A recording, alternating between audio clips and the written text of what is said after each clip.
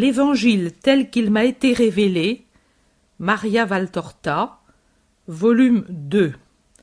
La première année de la vie publique. Chapitre 1. L'adieu de Jésus à sa mère au départ de Nazareth. La vision commence pendant la Sainte Communion. Je vois l'intérieur de la maison de Nazareth. Je vois une pièce qui semble une salle de séjour où la famille prend ses repas et le délassement aux heures de repos. C'est une toute petite pièce avec simplement une table rectangulaire et une sorte de coffre rangé contre un mur. Il sert de siège d'un côté de la table. Contre les autres murs, il y a un métier à tisser et un tabouret, puis 2 autres tabourets et une étagère avec des lampes à huile et d'autres objets. Une porte est ouverte sur le petit jardin. Ce doit être vers le soir, car il n'y a plus qu'un dernier rayon de soleil sur la cime d'un arbre élevé qui commence à peine à verdir avec les premières feuilles. À table est assis Jésus. Il mange et Marie le sert, allant et venant, par une petite porte qui, je suppose, donne sur l'endroit où se trouve le foyer, dont on aperçoit la lueur par la porte entr'ouverte. Jésus dit 2 ou 3 fois à Marie de s'asseoir et de manger. Elle aussi, mais elle ne veut pas et secoue la tête en souriant tristement. Elle apporte ensuite des légumes cuits à l'eau, qui semblent tenir lieu de soupe, des poissons grillés, et puis un fromage plutôt mou en forme de boule qui rappelle les pierres roulées d'un torrent, et puis de petites olives noires. Le pain, de forme ronde et large comme un plat ordinaire, peu épais, est déjà sur la table. Il est plutôt noir, contenant des repasses. Jésus a devant lui une amphore avec de l'eau et une coupe. Il mange silencieusement, en regardant sa maman avec un douloureux amour. Marie, c'est bien visible, a de la peine. Elle va et vient pour se donner une contenance. Bien qu'il fasse encore assez jour, elle allume une lampe, la met près de Jésus, et en allongeant le bras, caresse à la dérobée sa tête. Elle ouvre une besace qui me semble de laine vierge, tissée à la main et donc imperméable, de couleur noisette, fouille à l'intérieur, sort dans le petit jardin, va au fond dans une sorte de débarras, en sort avec des pommes plutôt ratatinées, certainement conservées depuis l'été, et les met dans la besace. Ensuite, elle prend un pain et un petit fromage qu'elle ajoute, bien que Jésus n'en veuille pas et dise que le reste suffit. Puis Marie de nouveau s'approche de la table du côté le plus étroit, à la gauche de Jésus, et le regarde manger. Elle le regarde avec tristesse, avec adoration, avec un visage encore plus pâle qu'à l'ordinaire, et que la peine semble vieillir, avec des yeux plus grands à cause d'un cerne qui les entoure, indice des larmes déjà versées. Ils semblent plus brillants que d'habitude, lavés qu'ils sont par les larmes qui les remplissent, prêtes à tomber. 2 yeux douloureux et fatigués. Jésus mange lentement et visiblement à contre-cœur, seulement pour faire plaisir à sa mère. Il est pensif plus qu'habituellement, lève la tête et regarde Marie. Il rencontre un regard plein de larmes et baisse la tête pour respecter son émotion. Il se borne à prendre la main délicate qu'elle tient appuyée au bord de la table. Il la prend de sa main gauche et la porte à sa joue. Il appuie sur sa joue dont il l'effleure pour sentir la caresse de cette pauvre main qui tremble, et puis la baise au dos avec tant d'amour et de respect. Je vois Marie qui porte la main libre, la gauche, à sa bouche, comme pour étouffer un sanglot. Ensuite, elle essuie avec les doigts une larme qui a débordé des cils et coule sur sa joue. Jésus recommence à manger, et Marie sort, vive, vive, dans le petit jardin, désormais peu éclairé, et disparaît. Jésus appuie le coude gauche sur la table, appuie son front sur la main, et se plonge dans ses pensées, oubliant de manger. Il tend l'oreille et se lève. Il sort lui aussi dans le jardin, et après avoir regardé autour de lui, se dirige à droite de la maison et entre dans une grotte, à l'intérieur de laquelle je reconnais l'atelier de menuisier, cette fois bien rangé, sans planches, sans freluches de bois, sans feu allumé. Il y a l'établi avec les outils, chacun à sa place, c'est tout. Penchée sur l'établi, Marie pleure. On dirait une enfant. Sa tête s'appuie sur son bras gauche replié. Elle pleure sans bruit, mais douloureusement. Jésus entre doucement et s'approche si légèrement qu'elle ne s'en rend compte que lorsque le Fils lui met la main sur la tête en l'appelant « Maman » d'un ton d'amoureux reproche. Marie lève la tête et regarde Jésus à travers un voile de larmes. Elle s'appuie à lui, les deux mains jointes contre son bras droit. Jésus lui essuie le visage avec un coin de sa large manche et l'attire en ses bras sur son cœur, lui déposant un baiser sur le front. Jésus est majestueux. Il semble plus viril qu'à l'ordinaire, et Marie paraît plus jeune, sauf en son visage marqué par la douleur. « Viens, maman, lui dit Jésus, et la serrant étroitement de son bras droit contre lui, il marche en revenant dans le jardin, où il s'assied sur un banc contre le mur de la maison. Le jardin est silencieux maintenant dans la nuit. Il y a seulement un beau clair de lune et une lueur qui sort de la salle à manger. La nuit est tranquille. Jésus parle à Marie. Au début, je ne comprends pas les paroles à peine murmurées et auxquelles Marie acquiesce en inclinant la tête. Puis j'entends « Fais venir les parents, ne reste pas seul, je serai plus tranquille pour accomplir ma mission. Mon amour ne te fera pas défaut. Je viendrai souvent et te ferai prévenir quand je serai en Galilée sans pouvoir revenir à la maison. Tu viendras me voir alors. Maman, cette heure devait venir. Elle a commencé ici, quand l'ange t'apparut.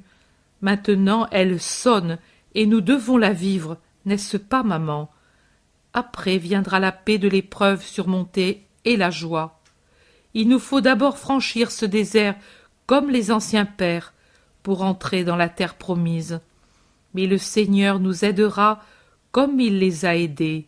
Il nous donnera son aide comme une manne spirituelle pour nourrir notre esprit au plus fort de l'épreuve. Disons ensemble à notre Père.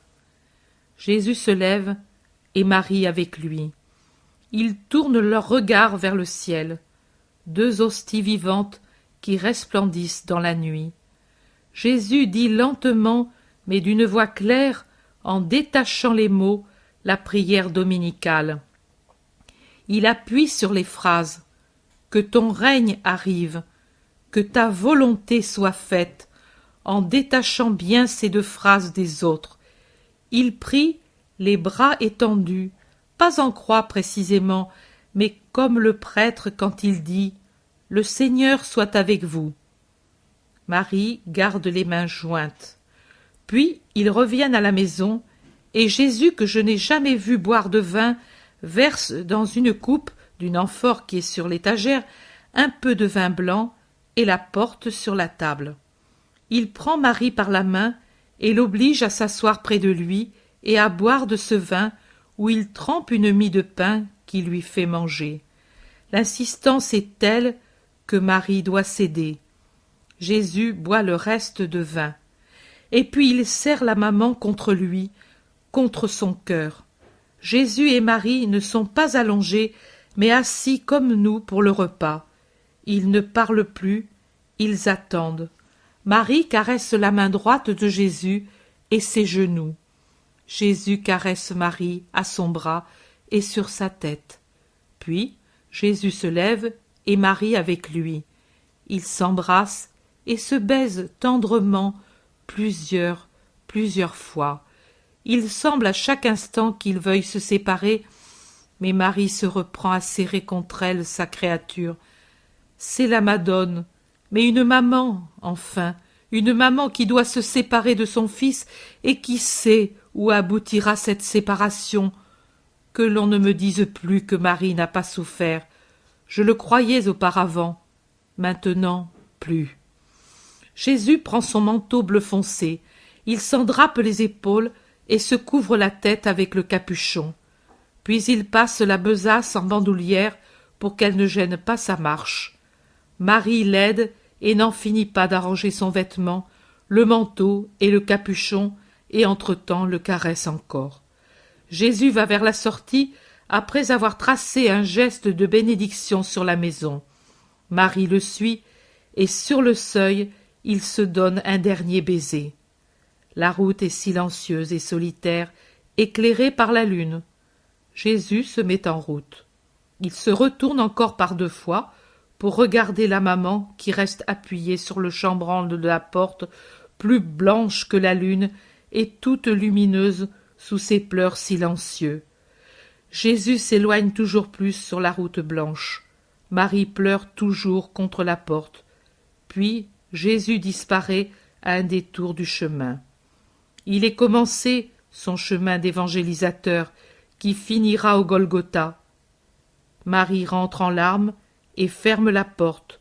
Pour elle aussi est commencé le chemin qui la conduira au Golgotha, et pour nous. Chapitre 2. Elle a pleuré parce qu'elle était la corédentrice. Parole de Jésus. C'est la 4e douleur de Marie, Mère de Dieu. La première, la présentation au temple. La seconde, la fuite en Égypte. La 3e, la mort de Joseph. La 4e, ma séparation d'avec elle. Connaissant le désir du Père, je t'ai dit hier au soir que je hâterais la description de nos souffrances pour qu'on les fasse connaître. Mais comme tu le vois, elles avaient déjà été mises en lumière par celle de ma mère. J'ai expliqué la fuite en Égypte avant la présentation, parce qu'il fallait que je le fasse ce jour-là. J'en sais la raison, et tu la comprends, et tu l'expliqueras au Père de vive voix. J'ai le dessein d'alterner tes contemplations avec les explications que je te donnerai ensuite avec des dictées proprement dites, pour t'élever avec ton esprit, en te donnant la béatitude de la vision, et aussi parce que de cette manière est rendue évidente la différence de style entre ton exposé et le mien. En outre, en présence de tant de livres qui parlent de moi et qui touchent et retouchent, changements et embellissements sont devenus irréels. Je désire donner à qui croit en moi une vision ramenée à la vérité de mon séjour sur la terre. Je n'en sors pas diminué, mais au contraire, je deviens plus grand dans mon humilité qui pour vous se fait pain, pour vous apprendre à être humble et à ressembler à moi, qui ai été un homme comme vous et qui ai porté sous mon vêtement humain la perfection d'un Dieu. Je dois être votre modèle, et les modèles doivent toujours être parfaits. Je ne suivrai pas dans les contemplations un ordre chronologique correspondant à celui des évangiles. Je prendrai les points que je trouverai plus utiles en un jour déterminé pour toi et pour d'autres, en suivant mon ordre d'enseignement et de bonté. L'enseignement qui ressort de la contemplation de mon départ concerne spécialement les parents et les enfants que la volonté de Dieu appelle à un renoncement réciproque en vue d'un plus haut amour. En second lieu, il concerne tous ceux qui doivent affronter un renoncement pénible. Combien vous en trouvez dans la vie? Ce sont les épines de votre séjour terrestre et qui transpercent le cœur, je le sais. Mais à qui les accueille avec résignation? Attention, je ne dis pas à qui les désire et les accueille avec joie, cela est déjà perfection. Je dis avec résignation, elle se change en rose éternellement épanouie. Mais ceux qui l'accueillent avec résignation sont peu nombreux. Comme des ânes rétifs, vous regimbez et vous vous butez contre la volonté du Père, quand encore vous ne cherchez pas à le blesser avec des ruades et des morsures spirituelles, c'est-à-dire en vous révoltant et en blasphémant contre Dieu. Ne dites pas « je n'avais que ce bien et Dieu me l'a enlevé ». Mais moi je n'avais que cette affection et Dieu me l'a arrachée.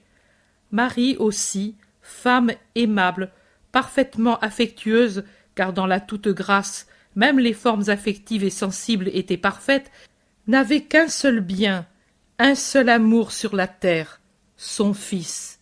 Il ne lui restait que cette affection. Ses parents étaient morts depuis longtemps, et Joseph depuis quelques années. Il n'y avait que moi pour l'aimer et lui faire sentir qu'elle n'était pas seule. Les parents, à cause de moi, ignorant mon origine divine, lui étaient un peu hostiles. Pour eux, elle était une maman qui ne sait pas s'imposer à son fils, qui fait fi du bon sens commun, qui refuse les projets de mariage qui auraient pu donner du lustre à la famille et même une aide matérielle. Les parents voient du sens commun, du sens humain, vous l'appelez le bon sens, mais ce n'est que sens humain, c'est-à-dire égoïsme. Les parents auraient voulu des changements pratiques dans ma vie. Au fond, c'était la peur d'avoir un jour des ennuis à cause de moi, qui déjà osaient exprimer des idées trop idéalistes, selon eux, et qui pouvaient offusquer la synagogue. L'histoire hébraïque était pleine d'enseignements sur le sort des prophètes. Ce n'était pas une mission facile que celle de prophète. Elle entraînait souvent la mort pour le prophète et des ennuis pour sa parenté. Au fond, il y avait toujours la pensée de devoir un jour prendre ma mère en charge. Ils étaient donc indisposés de voir qu'elle ne me contrariait en rien et paraissait être en continuelle adoration devant son fils. Cette opposition devrait croître ensuite au cours des 3 années de mon ministère, jusqu'au point d'arriver à des reproches publics quand ils venaient me trouver au milieu de la foule et rougissaient de ma manie, selon eux, de heurter les castes puissantes. Reproches à mon adresse et à la sienne, pauvre maman. Marie savait l'humeur des parents, car tous n'étaient pas comme Jacques, Jude et Simon, ni comme leur mère, Marie de Cléophas, et elle prévoyait ce que ses dispositions deviendraient. Elle savait quel sort serait le sien au cours de ces 3 années, et de ce qui l'attendait ensuite, et mon sort à moi. Pourtant, elle ne regimba pas comme vous faites. Elle pleura. Qui n'aurait pas pleuré à la séparation d'un fils qu'il aimait comme je l'aimais, à la pensée des longs jours où je ne serais plus là, dans sa maison solitaire, devant l'avenir d'un fils destiné à heurter la méchanceté de gens qui se sentaient coupables et que leur culpabilité poussait à attaquer l'innocent jusqu'à vouloir le tuer. Elle a pleuré parce qu'elle était la corédemptrice et la mère du genre humain qui a reçu de Dieu une vie nouvelle. Elle devait pleurer pour toutes les mamans qui ne savent pas faire de leur douleur de mère une couronne de gloire éternelle. Combien de mères dans le monde auxquelles la mort arrache des bras une créature? Combien de mères auxquelles une volonté surnaturelle enlève un fils à leur côté? Pour toutes ces filles, comme mères des chrétiens, pour toutes ces sœurs dans leur douleur de mère esselée, Marie a pleuré, et aussi pour tous ces fils qui, nés de la femme, sont destinés à devenir des apôtres de Dieu et martyrs pour l'amour de Dieu, par fidélité à Dieu ou par la férocité des hommes. Mon sang et les pleurs de Marie sont le mélange qui fortifie ceux qui sont appelés à une destinée héroïque, qui efface leurs imperfections ou même les fautes qui ont échappé à leur faiblesse, en leur donnant, outre le martyre, quoi qu'il soit, la paix de Dieu, et s'ils l'ont souffert pour Dieu, la gloire du ciel. Ils le trouvent, les missionnaires, comme une flamme qui les réchauffe dans les pays où la neige est maîtresse. Ils le trouvent comme une rosée, là où règne un soleil brûlant. Les larmes de Marie naissent de sa charité et jaillissent d'un cœur lilial.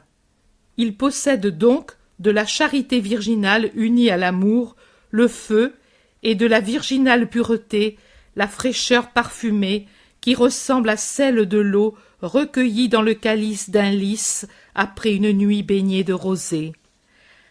Elles le trouvent, les âmes consacrées, dans ce désert qu'est la vie monastique bien comprise, désert parce qu'il n'y a de vivant que l'union avec Dieu et que toute autre affection s'évanouit en devenant uniquement charité surnaturelle pour les parents, les amis, les supérieurs, les inférieurs.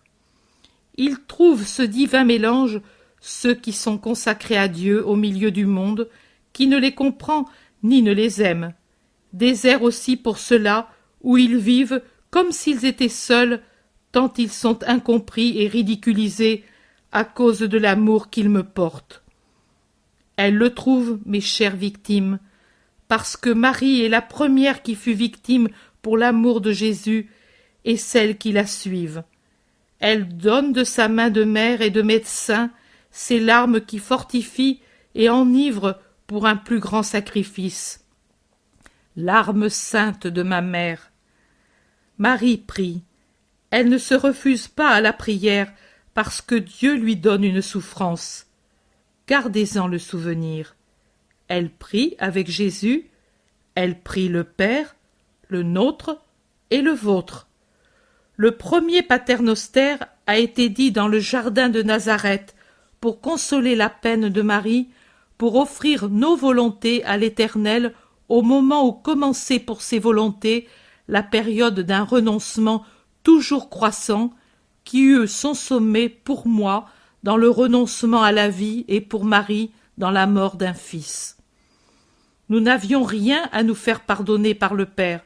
Cependant, nous, les sans faute, nous avons demandé le pardon du Père pour être pardonnés, absous, ne fût-ce que d'un soupir à l'encontre de la dignité de notre mission, pour vous apprendre que plus on est en grâce avec Dieu, et plus la mission est bénie et fructueuse, pour vous enseigner le respect de Dieu et l'humilité. En présence du Dieu Père, même nos deux perfections d'hommes et de femmes se sont senties comme un néant et ont demandé pardon comme elles ont demandé le pain quotidien. Quel était notre pain? Oh, pas celui que pétrissaient les mains pures de Marie et cuit au petit four pour lequel tant de fois j'avais lié des fagots et des bourrées. Celui-là aussi est nécessaire, tant qu'on est sur terre. Mais notre pain quotidien, c'était d'accomplir jour après jour notre tâche de mission. Que Dieu nous le donne chaque jour, parce que l'accomplissement de la mission que Dieu nous donne est la joie de notre journée, n'est-ce pas, petit Jean? Ne dis-tu pas, toi aussi, qu'il te paraît vide le jour, qu'il te paraît inexistant, si la bonté du Seigneur te laisse un jour sans ta mission de souffrance? Marie prie avec Jésus. C'est Jésus qui vous justifie, fils. C'est moi qui rends acceptable et profitable vos prières auprès du Père. Je l'ai dit, tout ce que vous demanderez au Père en mon nom, il vous l'accordera. Et l'Église valorise ses prières en disant « Par Jésus-Christ, notre Seigneur ». Quand vous priez, unissez-vous toujours, toujours, toujours à moi. Je prierai à haute voix pour vous, couvrant votre voix d'homme avec ma voix d'homme-dieu. Je mettrai votre prière sur mes mains transpercées et l'élèverai vers le Père. Elle deviendra hostie d'un prix infini. Ma voix, fondue avec la vôtre, montera comme un baiser filial vers le Père et la pourpre de mes blessures rendra précieuse votre prière. Soyez en moi, si vous voulez avoir le Père en vous, avec vous, pour vous. Tu as fini le récit en disant « et pour nous », et tu as voulu dire « pour nous qui sommes si ingrats à l'égard des deux qui ont gravi le calvaire pour nous ». Tu as bien fait de mettre ces mots. Mets-les chaque fois que je ferai voir une de nos souffrances, qu'il soit comme la cloche qui sonne et qui appelle à la méditation et au repentir. C'est assez pour l'heure. Repose-toi. La paix soit avec toi. Chapitre 3. Baptême de Jésus au Jourdain. Parole de Jésus.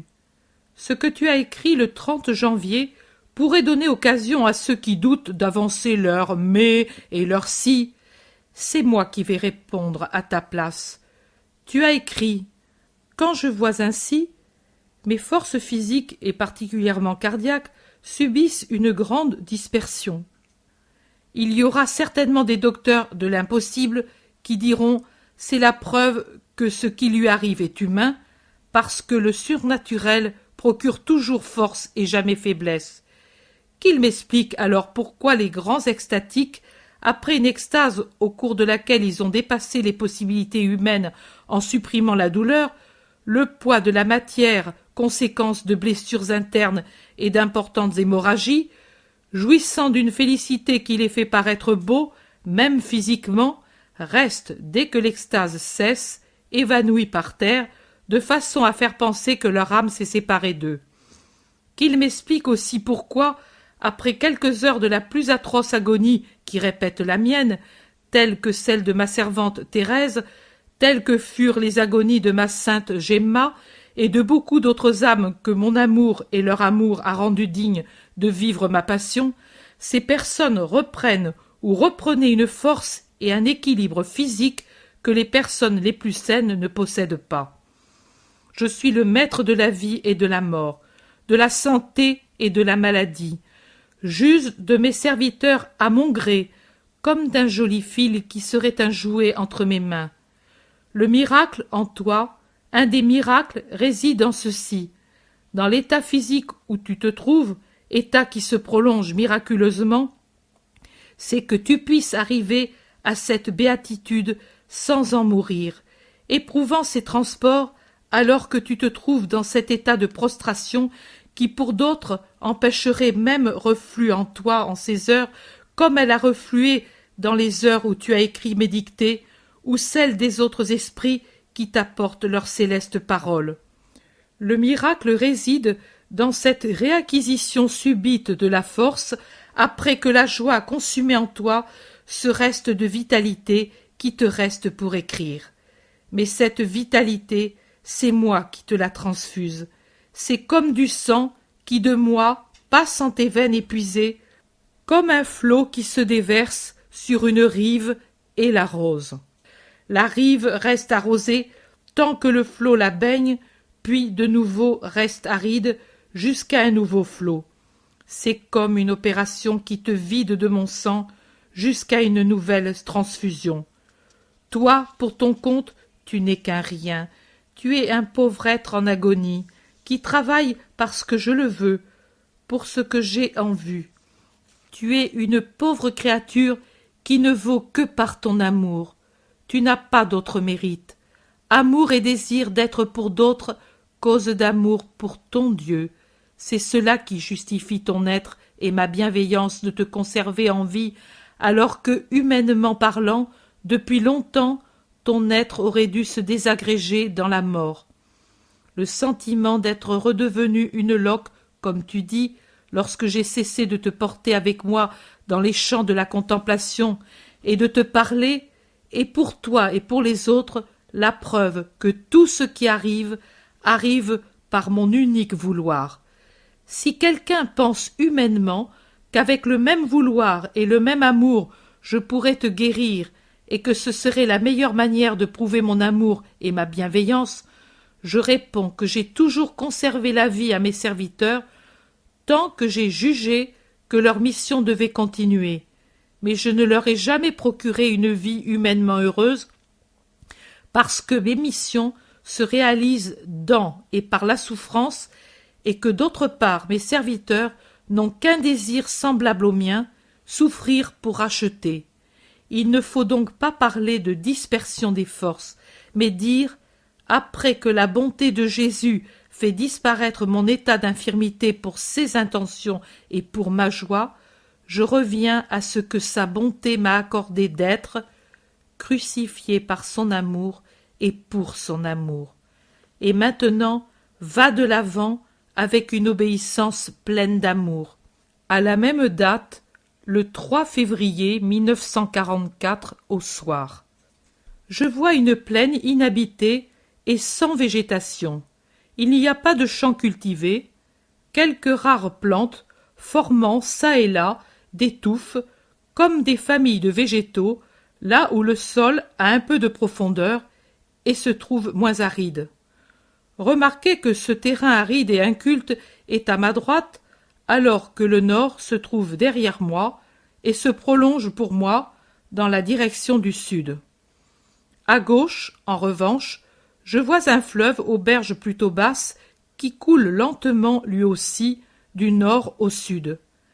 D'après le mouvement très lent de l'eau, je comprends que son lit n'a pas une pente très forte et que ce fleuve coule dans une sorte de dépression de la plaine. Le courant est à peine suffisant pour empêcher la stagnation de l'eau et la formation d'un marécage. L'eau n'a pas de profondeur, c'est un point où l'on aperçoit le fond. J'estime qu'il n'y a pas plus d'1 mètre de profondeur, 1,5 mètres au maximum, large comme l'Arno vers Saint-Mignazio Empoli, je dirais 20 mètres.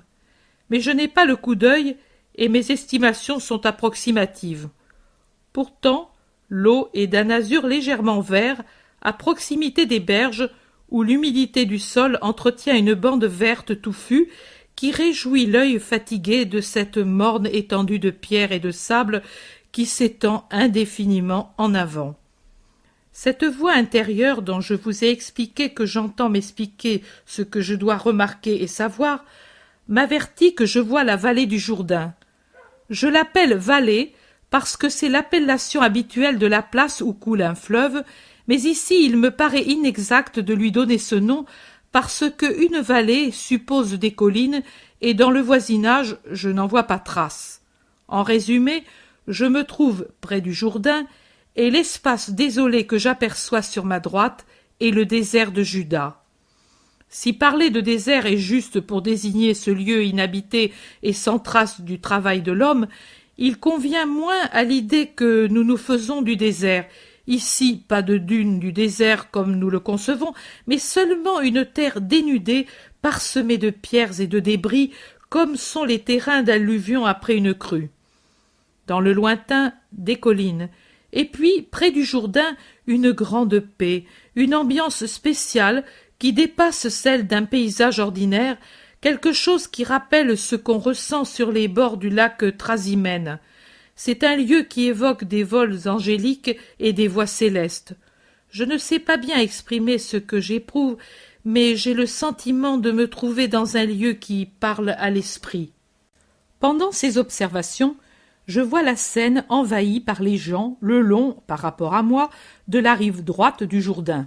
Il y a beaucoup d'hommes et une grande variété d'habillements. Quelques-uns semblent des gens du peuple, d'autres des riches. Il y en a assez, plusieurs paraissent des pharisiens, avec leurs vêtements ornés de franges et de galons. Au milieu, debout sur un rocher, un homme que je reconnais du premier coup pour le Baptiste, bien que ce soit la première fois que je le vois. Il parle à la foule, et je vous assure que sa prédication manque plutôt de douceur. Jésus a appelé Jacques et Jean les fils du tonnerre. Mais alors, quel nom donner à ce fougueux orateur? On pourrait pour Jean-Baptiste parler de coups de foudre, d'avalanche, de tremblements de terre, tant il est impétueux et sévère dans son discours et ses gestes. Il parle de la venue du Messie et exhorte les auditeurs à préparer leur cœur en les débarrassant de ce qui les encombre et en redressant leurs pensées. Mais c'est un parler frénétique et rude. Le précurseur n'a pas la main légère de Jésus pour soigner les blessures des cœurs. C'est un médecin qui les met à nu, fouille et taille sans pitié. Pendant que je l'écoute, je ne rapporte pas ses paroles parce que ce sont celles des évangélistes, mais qui dévalent en un discours torrentiel. Je vois s'avancer le long d'un sentier, le long de la bordure herbeuse et ombragée qui côtoie le Jourdain, mon Jésus. Ce chemin de campagne, plutôt sentier que chemin, semble dessiné par les caravanes et les voyageurs qui, pendant des années et des siècles, l'ont parcouru pour arriver à un point où le fond du lit se relève et permet de passer à gué. Le sentier continue sur l'autre rive du fleuve et se perd dans la verdure de l'autre berge. Jésus est seul. Il marche lentement et en avançant, il arrive derrière Jean.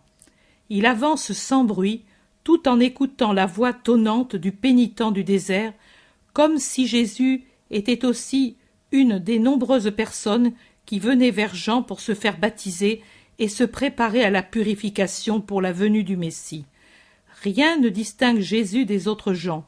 Il semble un homme du peuple pour son vêtement, un seigneur pour la beauté de ses traits, mais aucun signe divin ne le distingue de la foule. Cependant, on dirait que Jean sent une particulière émanation spirituelle. Il se retourne et identifie tout de suite la source de cette émanation. il descend vivement du rocher qui lui servait de chair et s'en va d'un air dégagé vers Jésus qui est arrêté à quelques mètres d'un groupe et s'appuie au tronc d'un arbre. Jésus et Jean se fixent un moment. Jésus avec son regard d'azur si doux, Jean avec son œil sévère, très noir, plein d'éclairs. Les deux, vus rapprochés, sont l'antithèse l'un de l'autre. Tous les deux grands, c'est leur unique ressemblance. Ils sont différents pour tout le reste. Jésus blond, aux longs cheveux peignés, au teint blanc ivoire, aux yeux d'azur, aux vêtements simples mais majestueux. Jean, hirsute, aux cheveux noirs qui retombent à plat sur les épaules et taillés en escalier, avec une barbe noire coupée à ras qui lui couvre presque tout le visage, qui n'empêche pas de découvrir ses joues creusées par le jeûne, des yeux noirs, fiévreux, la peau bronzée par le soleil et les intempéries, et le poil épais qui la couvre, demi-nu avec son vêtement de peau de chameau retenu à la taille par une ceinture de peau et qui lui couvre le torse, descendant à peine au-dessous de ses flancs amaigris et laissant à droite les côtes découvertes, les côtes sur lesquelles se trouve, unique tissu, la peau tannée par l'air. En vis-à-vis, on dirait un sauvage et un ange. Jean, après avoir fixé sur lui son regard pénétrant, s'écrie « Voici l'agneau de Dieu. Comment peut-il se faire que mon Seigneur vienne vers moi ?» Jésus répond tranquillement « C'est pour accomplir le rite de pénitence. Jamais, Seigneur, c'est moi qui dois venir à toi pour être sanctifié, et c'est toi qui viens vers moi ?» Et Jésus, en lui mettant une main sur la tête, parce que Jean s'était incliné devant Jésus, lui répond « Permets que tout se fasse comme je veux, pour que s'accomplisse toute justice et que ton rite achemine les hommes vers un plus haut mystère et qu'il leur soit annoncé que la victime est dans ce monde. » Jean l'observe avec un œil dont une larme adoucit le regard et le précède vers la rive. Jésus enlève son manteau et sa tunique, gardant une sorte de caleçon court, et descend dans l'eau où se trouve déjà Jean. Jean le baptise en lui versant sur la tête de l'eau du fleuve avec une sorte de tasse suspendue à sa ceinture et qui semble être une coquille ou une demi-calebasse séchée et vidée.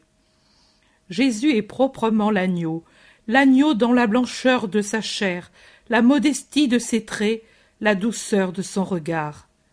Pendant que Jésus remonte sur la rive et qu'après s'être vêtu, il se recueille en prière, Jean le montre à la foule et témoigne de l'avoir reconnu au signe que l'Esprit de Dieu lui avait indiqué et qui désignait infailliblement le Rédempteur. Mais je suis polarisé par le spectacle de Jésus qui prie, et je ne vois plus que cette figure lumineuse qui se détache sur le fond vert de la rive. Chapitre 4. Jean n'avait besoin d'aucun signe. Parole de Jésus. Jean n'avait pas besoin de signe pour lui-même. Son esprit, présanctifié dès le sein de sa mère, était en possession de cette vue de l'intelligence surnaturelle qui aurait été le lot de tous les hommes sans la faute d'Adam. Si l'homme était resté en état de grâce, dans l'innocence et la fidélité à son Créateur, il aurait vu Dieu à travers les apparences extérieures. On dit dans la Genèse que le Seigneur Dieu parlait familièrement avec l'homme innocent et que l'homme ne s'évanouissait pas en entendant cette voix et la discernait sans se tromper. Tel était le sort de l'homme, voir et comprendre Dieu, comme un fils à l'égard de son père. Puis la faute est venue, et l'homme n'a plus osé regarder Dieu, n'a pu savoir découvrir et comprendre Dieu, et il le sait de moins en moins. Mais Jean, mon cousin Jean, avait été purifié de la faute quand la pleine de grâce s'était penchée avec amour pour embrasser celle qui autrefois stérile était devenue féconde, Élisabeth. Le bébé avait sauté de joie dans son sein en sentant les écailles de la faute tomber de son âme comme une croûte qui tombe d'une plaie au moment de la guérison. L'Esprit Saint qui avait fait de Marie la mère du Sauveur commença son œuvre de salut à travers Marie, ciboire vivant du salut incarné pour cet enfant qui allait naître, destiné à m'être uni, non pas tant par le sang que par la mission qui fit de nous comme les lèvres qui forment la parole. Jean, c'était les lèvres, et moi, la parole. Lui, le précurseur dans l'Évangile et sa destinée de martyr. Moi, celui qui donne ma divine perfection à l'Évangile, inauguré par Jean, et son martyr pour la défense de la loi de Dieu.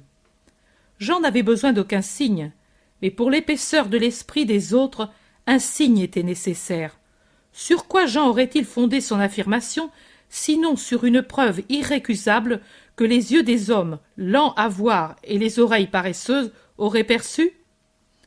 Moi également, je n'avais pas besoin de baptême, mais la sagesse du Seigneur avait jugé que ce devait être l'instant et la façon de se rencontrer.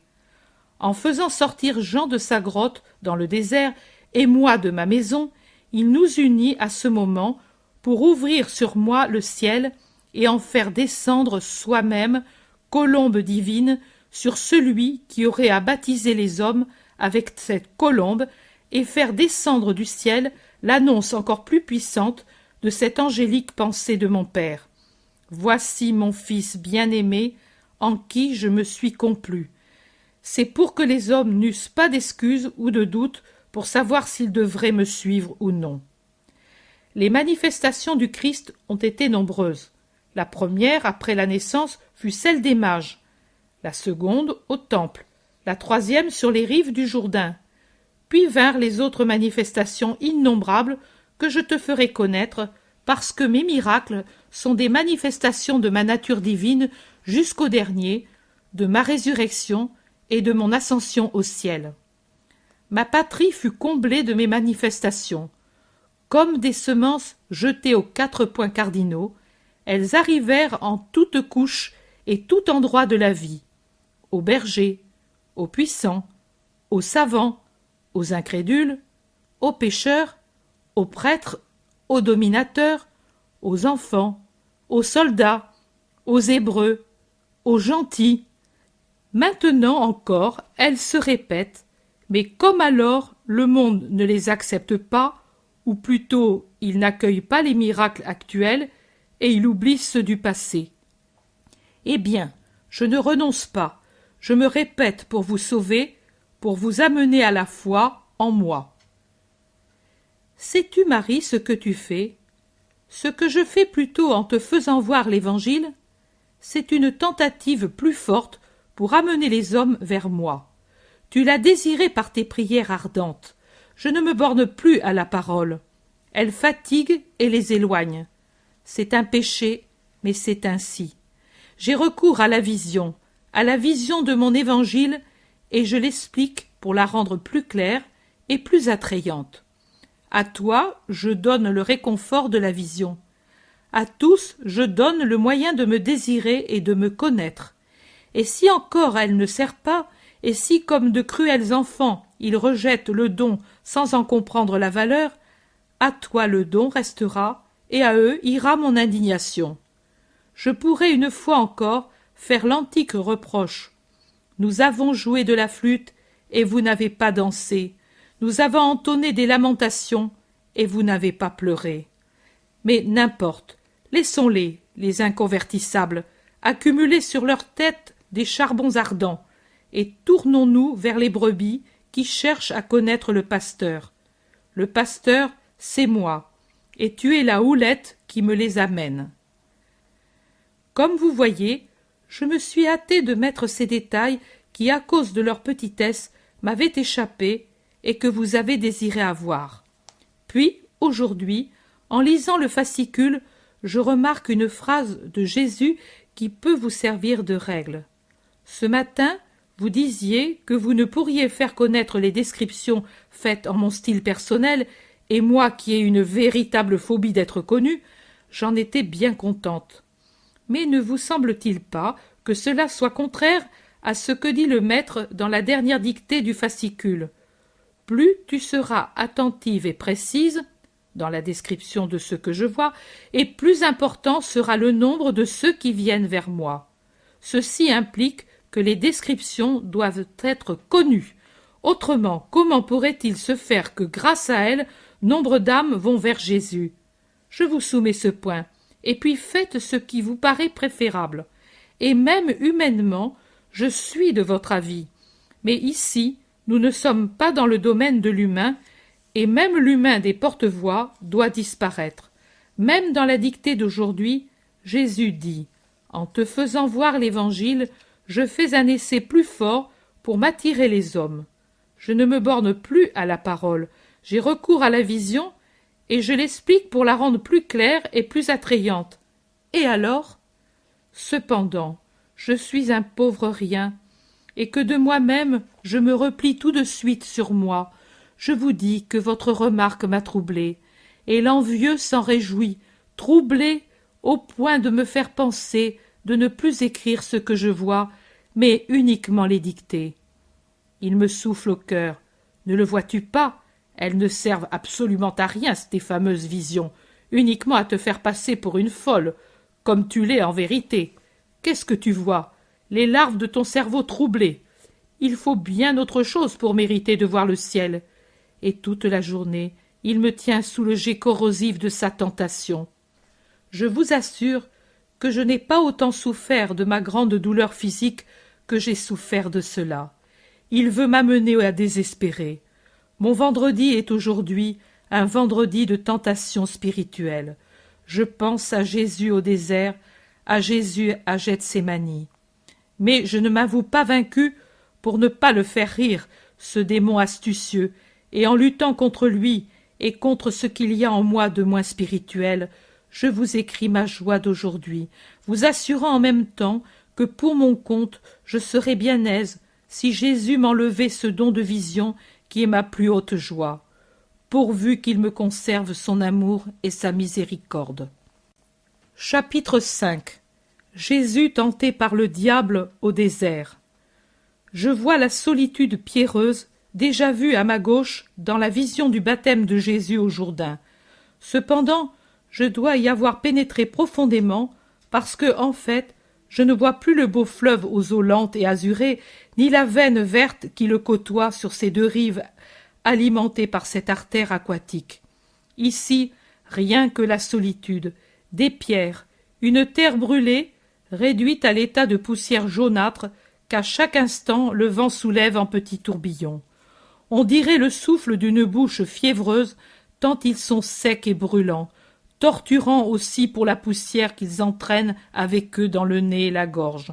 Çà et là, très rares, des petits buissons épineux, dont on ne sait comment ils peuvent résister dans cette désolation. On dirait quelques rares touffes de cheveux sur le crâne d'un homme chauve. Au-dessus, un ciel impitoyablement azuré. En bas, le sol aride.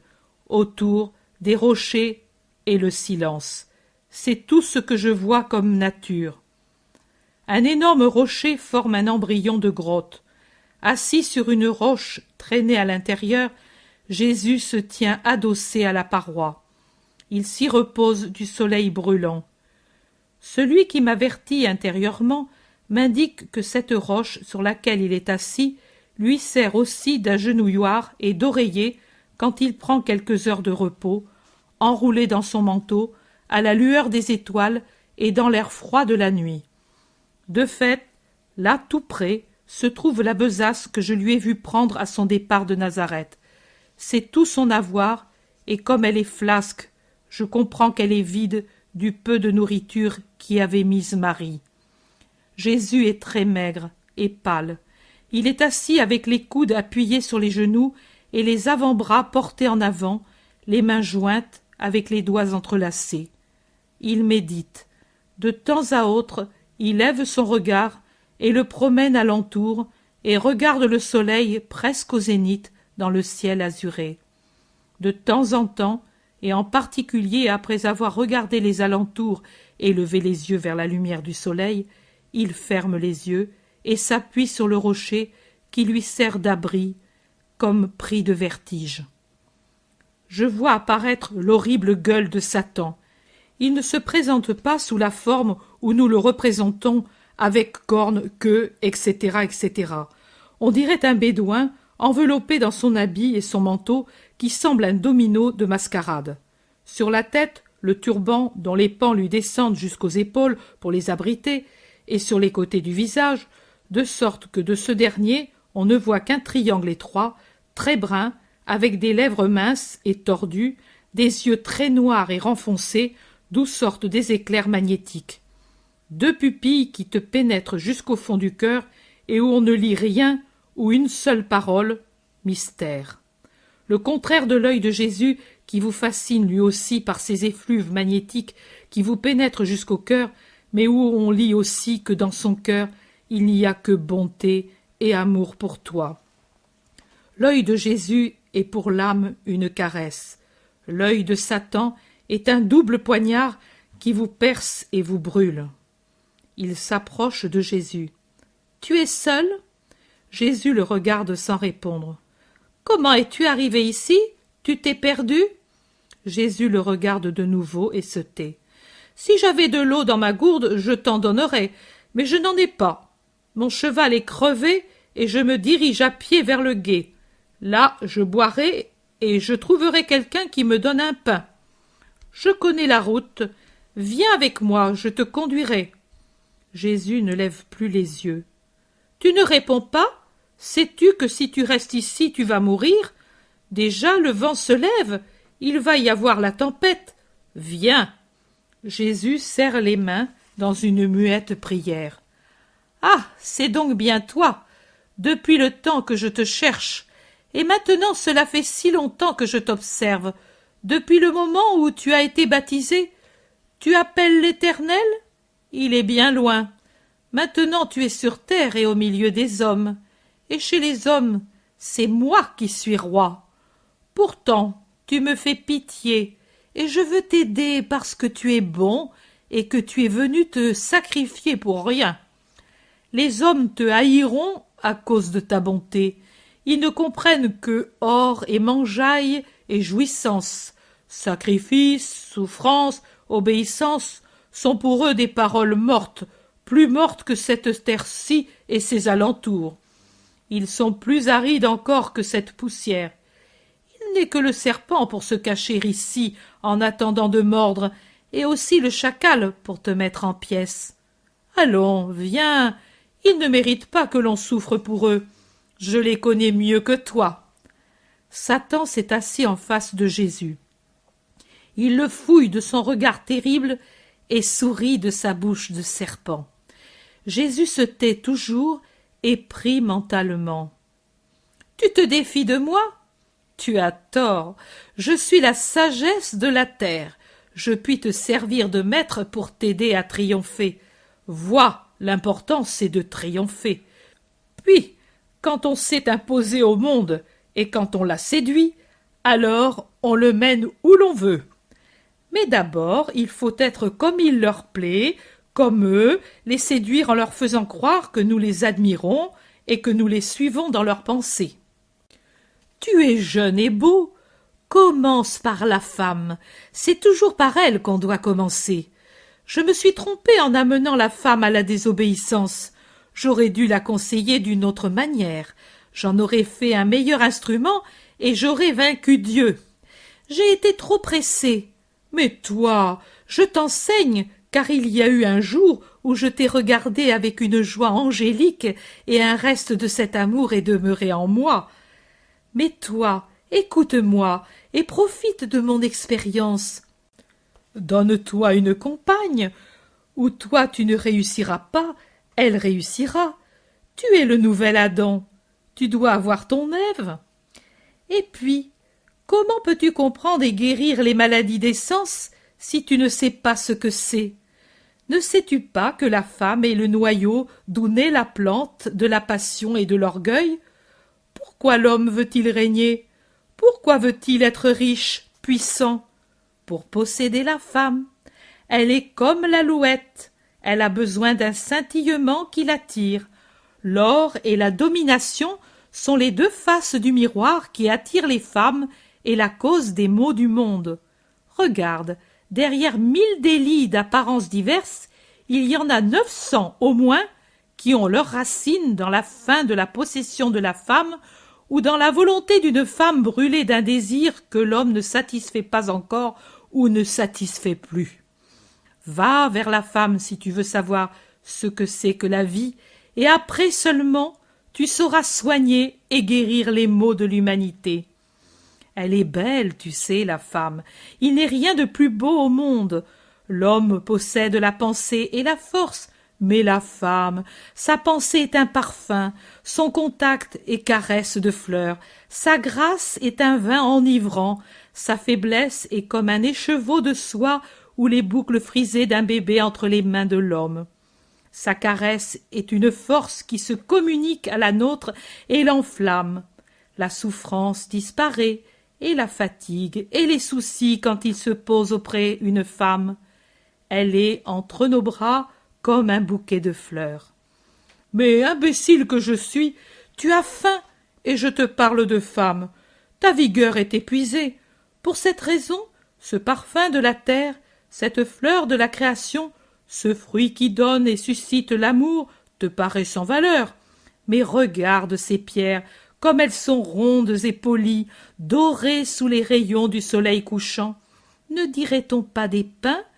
Toi, fils de Dieu, tu n'as qu'à dire « je le veux » pour qu'elle devienne un pain odorant, comme celui qu'à cette heure les ménagères tirent du four pour le repas de la famille. Et ces acacias si arides, si tu le veux, ne peuvent-ils pas se couvrir de fruits délicieux, de dattes sucrées comme le miel? Rassasie-toi, fils de Dieu, tu es le maître de la terre. Elle se penche pour se mettre à tes pieds et apaiser ta faim. Tu vois comme tu pâlis et chancelles, rien qu'à entendre parler de pain. Pauvre Jésus, es-tu affaibli au point de ne plus pouvoir commander au miracle? Veux-tu que je le fasse pour toi? Je ne suis pas à ton niveau, mais je puis faire quelque chose. Je me priverai pendant 1 an de ma force, je la rassemblerai toute, mais je veux te servir, parce que tu es bon, et que je me souviens toujours que tu es mon Dieu, même si maintenant j'ai démérité de te donner ce nom. Aide-moi de ta prière pour que je puisse. Tais-toi, ce n'est pas seulement de pain que vit l'homme, mais de toute parole qui vient de Dieu. Le démon a un sursaut de rage. Il grince des dents et serre les poings, mais il se maîtrise et ses dents se desserrent pour ébaucher un sourire. Je comprends, tu es au-dessus des nécessités de la terre et cela te dégoûte de te servir de moi, je l'ai mérité. Mais viens alors et vois ce qui se passe dans la maison de Dieu. Vois comme les prêtres aussi ne se refusent pas à composer entre l'esprit et la chair, parce que, enfin, ce sont des hommes et pas des anges.